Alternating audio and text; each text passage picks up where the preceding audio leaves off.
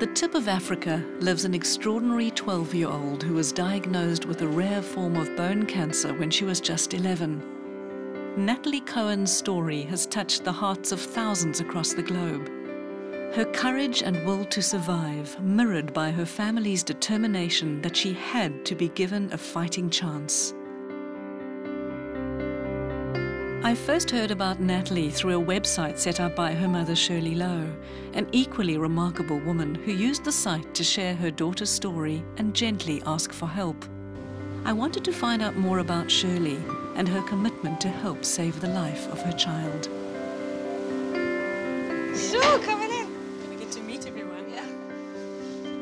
Natalie, caller. Excuse me, can I introduce you? This is Lisa.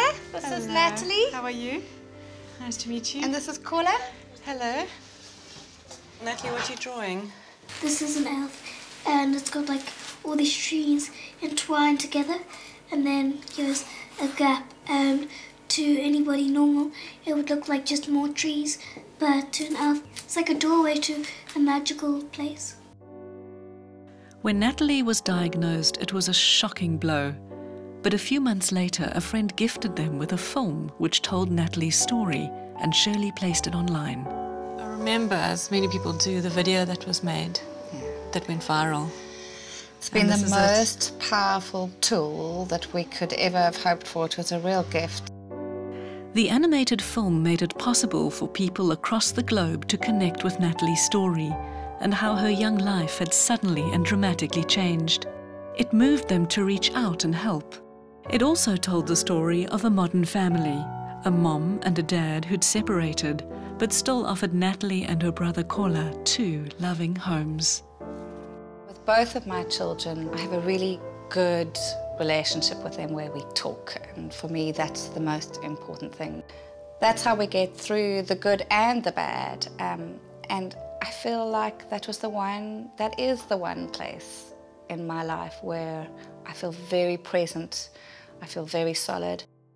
One of the things that I value the most about us and our family and our lives is that we live in community. My friends are all but blood family to me. They've seen me through everything, and Bridget is a lifelong friend. I mean, we've also grown up together. I remember playing with you here. Yeah. We ran down that hill and I landed on a branch that broke my jeans. I guess we're more like family now than best friends as such.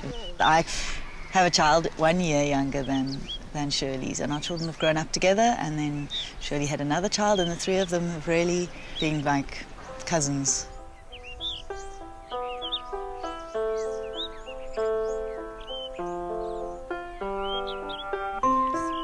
Shirley is very about relationships. She builds her life around meaningful relationships and really has embraced a kind of Ubuntu way of seeing the world.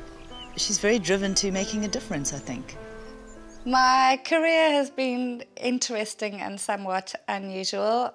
A lot of tour management, dealing with international artists as they came in to perform in South Africa. I really learned how to network, how to connect with people, and I had the good fortune of meeting extraordinary people through my work. When the internet thing hit was perfect for her passions, of just being able to access people and connect. I found myself volunteering more and more in the development space where my heart lies. I would burn a lot of energy and then I would kind of run out of cash. I reached a point where I just burnt out, where I ran out of internal resources, and it was a very dark time for me. We found ourselves without jobs at the same time, and I remember we'd just sit and think about what is it that we both want from life. And I think that for Shirley that was a very important process for her of what was to come, is she found a whole lot of stuff out there in the world that's really about allowing yourself to respond to life in creative ways, and that everything coming at you is part of your growth. So I think that those were really nights of preparation, a year of preparation for what was to come. It's so amazing that your networking skills and the fact that you were an early uptaker online allowed you to create this network around the world, this beautiful website and this film that went viral. Her previous work in live music production and arts development had taught Shirley the power of networking, of working together towards a common goal. But now, in these moments of crisis, Shirley shared more of her philosophy of community with Natalie, about being held in a circle of love, connecting on a deeper level for a common purpose, a spiritual bonding that had always moved her so. I don't use the word God that much, but my children will tell you that our religion, or my religion, is love. So when kids say 10 fingers on the Bible, or they make an oath of some sort, my children will tell me 10 fingers on love. When I was just Natalie's age, my dad was diagnosed with melanoma. And so he had major surgery that was very frightening as a child. The reality that you could lose a loved one became very present in our lives. And no sooner were we through that than my mother was diagnosed with multiple myeloma. And she was in and out of remission throughout my formative years. And she died when I was 21. I learned on a very deep level about the gift of time and that you need to live your life in the most present way that you can. Shirley's had cancer in her awareness, possibly always stealing herself. Somewhere this cancer may emerge. Shirley at 40 went like, let's have a party, because I never thought that I'd still be alive at 40. She had such an awareness of mortality.